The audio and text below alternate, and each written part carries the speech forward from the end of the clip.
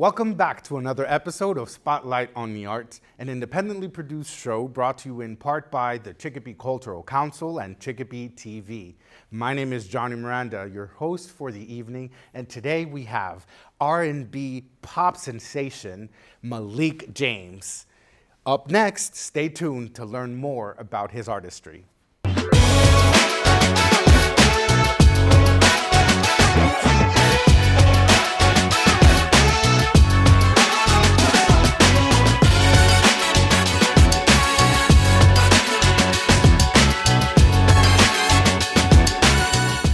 Welcome back to Spotlight on the Arts. I'm Johnny Miranda, and here we are with R&B pop artist sensation Malik James. Malik, welcome to the show. How are you doing? Thank you for having me. I feel good. You feel good? I'm good. We are feeling good.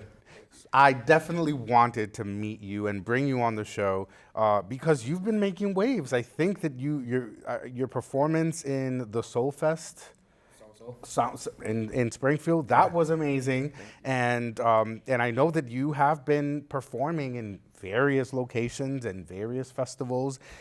You're definitely making a presence. So tell us a little bit about Malik. How did Malik come about as an artist? Well, Malik came about, it's actually my middle name. So pretty much I just flipped my life around on the inside, honestly. And I changed my middle name to my first name, and then my first name to my last name, kind of, sort of. And then I was just involved in a lot of open mics and things of that nature. I had peers who had new people, so they was telling people about me if they needed a person to perform or anything like that.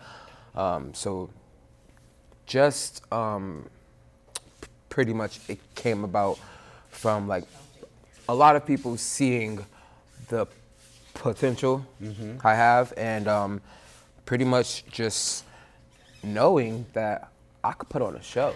So I pretty much just continued on and evolving, and just became myself full time, and it's put me in this spot here. You started in open mics. You started making presentations with original music or music that you covered. It was original music from the start. From the start. So you are a writer as well. I'm a writer, yes. Nice. So yes. You started writing when?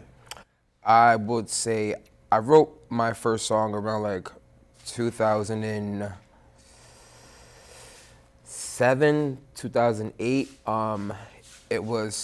It came from my dad's passing, and pretty much he was a writer, a rapper, and so when he passed, I feel like he kind of passed that down to me. So I took it upon myself to complete a poem at first, and the poem, it just turned into a song.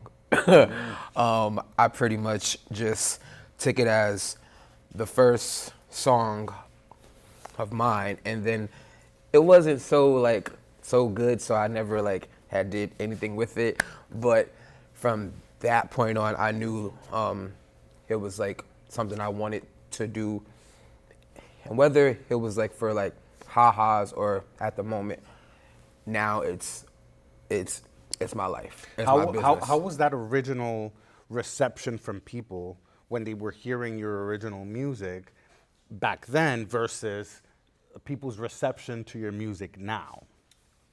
Honestly, it's been the same, I would say, but however, it's times where you have people who don't appreciate every song that you put out or everything that you do. Yeah. And that's fine. So to me, I pretty much take it on the chin as you have to keep on working harder. You have to keep on doing things. So people are not just oh, that was that. Oh, next. I've seen that, and I've kind of have done that to myself and to other huge celebrity names. Like if it's a song I don't like, I'm like, oh, I don't like them no more. Boop boop, and then they come back with a banger, a hit, and it's like, oh, I knew I liked them. And that's the same thing I get from people who have kind of like have been with me since the very start of this. And so now I am evolving into someone who is more carefree with the things I'm writing down now. I'm pretty much, if I feel it, if I hear it, I'm gonna write it down, and then I'll turn it into a song. And if the instruments match it perfectly, chef's kiss, honestly. So that's kind of like your method. Your experience, the experiences you live and you go through, you tend to put it in writing. Yes, of course. And then how do you turn that writing into musicality? How do you give it musicality? How do you give it a beat? Do you find beats online? Do you create these beats? Do you work with a sound engineer? How does that work for you? At first, when I first started out, I was a YouTube stealer. Okay. a YouTube beat stealer. And I mean, it could be a couple of people who have done the same thing, but I mean, it's pretty much about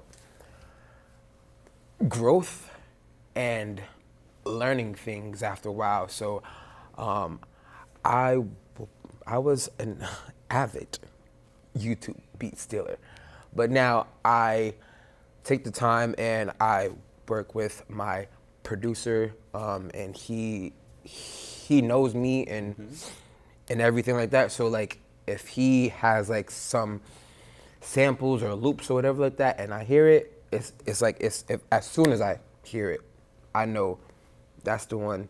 He'll know that's the one, and we'll just put it all together after a while and make a hit. And I've pretty much have been trying to complete it that way since I want to say 2019.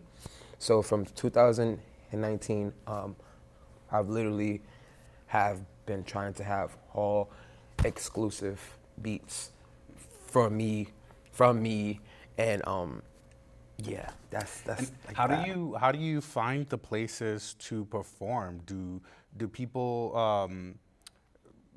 want?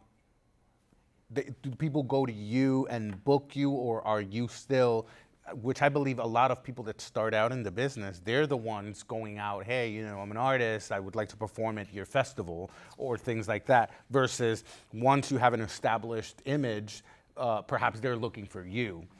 Where are you on that stage, and how do you find your bookings? How do people book you? It's funny you asked that, honestly. So I pretty much am like,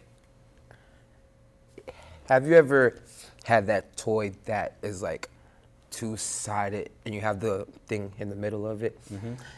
That's me right now. I'm that ball in the middle of this slope right here that's going back and forth like that. So I personally came up with putting myself out there, solely me. Facebook, Instagram, I used to have like posters made and stuff like that of me, of my face, everything I do. And that was a way for people to see me and know I'm a singer. I do R&B. So it's like, all right, he can sing. He can be like a entertaining thing for some event. And pretty much I just have been like putting myself out there to events, to people I know who are in charge of these events and stuff like that. And then nowadays I have a team, so like an assistant, a manager, I have dancers, I have vocal backgrounds. I have a band sometimes too. So it's like I've associated myself with all of these different people. So these are people who know people as well too. So it's like if I am needed somewhere in New York, I have people in New York as well who will hit me up and be like, hey, like I got this show opportunity out here. Can you come? Can you? And of course, like sometimes it can be like free of charge, but nowadays I feel like people take you serious when you have a brand actually, and if it's what they are looking for, they'll pay it. And if it's just something that's like, they won't pay it. But it's like it's okay to me because I know, like certain things can come and go. So Yeah. simple as that. It is very challenging in the artistry world that a lot of people that are producing events want free talent, free entertainment. There's been many times where I see people producing events and they're like, oh yeah, we can get a singer and they can volunteer or they can donate their time. To all of the event producers out there, please don't do this to the artists, whether they're visual artists, whether they're performing artists. Pay your talent. Don't expect people to donate their time. Don't expect to wait for a grant to pay them. Pay your talent. It is important for artists to continue doing what they're doing, but they need you to pay them. What are you saying? So it happens a lot, and even in the artistry world, in the visual arts world, you know, as an artist, how many times I have gotten requests from people, hey, can you donate your time to do face painting for kids, or can you donate your time to do an exhibit and bring, but the exposure, and then they That exposure they word. talk about, oh, you're gonna get exposure, but they're not paying. Exposure doesn't pay the bills. half the time, like, it can be exposure, and I understand that. However, like, if it's just exposure coming from you as a person who put this all together, you could at least have like a plate of food for me, like a drink waiting for me or something after I'm done. Half the time, it's not even like that. And it's just like, okay, so I did this show for what? Like, just to see people standing in front of me and like, oh, okay. Yeah. And then after I'm done, boop, that's it. Right. I'm pretty sure that these that event producers that don't pay their artists or their talent, or that are seeking for freebies or donations, because that's the way to call them. So if you're one of those event producers or organizations producing events not expecting to pay their artists, it's not going to be fun when these artists get together and throw you under the bus and tell everyone what you're doing, So make sure you pay your talent. It's honestly like, it's funny that you have mentioned this, because I recently had like a situation that I was asked to come and perform, and I pretty much had asked, like, is this a paid thing? And flat out, no, like, I don't have that to pay artists. Okay, like, you didn't have to say it like that, but I mean, like, it was just how it was like said, and I mean, like, I respect them for their event and all of that, but I know for me that if I'm asked to do a show, a performance, I'm putting 1,010% in it the whole way through. I have stages of putting a show together. So. And maybe you have to pay people, which is not fair to you. That you're doing a free performance, but you got to pay your dancers. I'm gonna go and break a sweat and do everything to show out and put my name out there, and then at the end of it, I don't receive like anything. That's just like not where I'm at this point in time. Again, I've been like on this path for about like 10 years almost now. So I've seen, I've heard, I've just almost experienced just about anything an up and coming artist could experience in these times. Where have you performed recently, other than the Soul Fest, which is where I kind of... Recently, so pretty much ever since May, I would say I have been working my behind off. I've been doing shows. I'm working on new sounds and stuff like that, different projects. But in May of 2024, I had the opportunity again to perform at the Springfield's Pancake Breakfast. Got it. That was like the start of this new era for me. It was pretty much an eye-opening experience. Then I was supposed to have another show that same day in Atlanta, Georgia, but ended up missing my flight, and then got canceled. So that was that. Then I had a show in CT in Waterbury. It was a festival. That was amazing. It was another show I did. You do so many that I you do probably so can't, many, get- and I'm can't, keep up. Can't keep up. I wrote them down though, and so like after October or something like that, it'll be like a poster of everything I've done since May. And in May, I released a new record called Up, and Isn't that your latest single? Yeah, Do you have a video for that? I have a music video. So tell us about Up. Tell us about that latest single, that video. Up has been. It started from the scratch. Like, it started from scratch, and me and my friend / assistant Julian, he helped me out and like pushing myself to achieve bigger and better.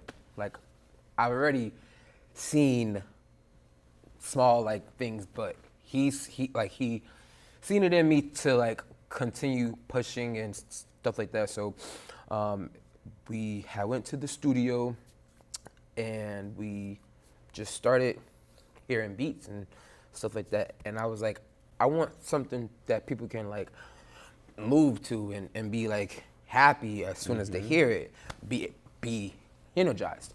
My producer, he was like skimming through his loops and all of that and found one, and I was like, oh, I like that.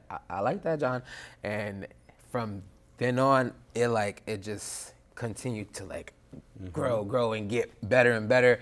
I have like some footage and stuff like that of us in there, and it'll be out soon. But just to like make a long story short, we pretty much completed this song in about like a month, only because the first part, I did it as soon as the beat was made. And so I went into this booth and freestyled the whole first verse. The hook came after, and me and Julian like I went back home and like sat on it and like was like, this could be something. And we wanted to actually like take our time with it and make sure like it was had what's the word, replay value. You get me? So pretty much we sat with it for about a good 3 months almost. And in April, it was completed, and then I put it out in May, and the rest has been history. Like from that point on up until now, I literally have felt rebirth into the music scene because I was away for quite some time, and I hadn't put out anything. I wasn't active or nothing like that. So to come back and like and receive the feedback I received from his song, it just makes me like happy to know that people still kind of like care. People still actually are listening to songs and stuff like that, and not just taking it for the beat, because it's a catchy beat, but it's also a message to the song too. So it's a good song. I would just say that. So somewhere out there is a little Malik that is that recently lost their father as well, and they're trying to get into the scene. Yeah. What would you tell them? I honestly would say head up and be yourself. Try not to let the opinions of others like overpower you. Try not to let the outside come inside. You feel me? So I would just also say like take your time with it too, and be you. Yeah. Honestly, and be you.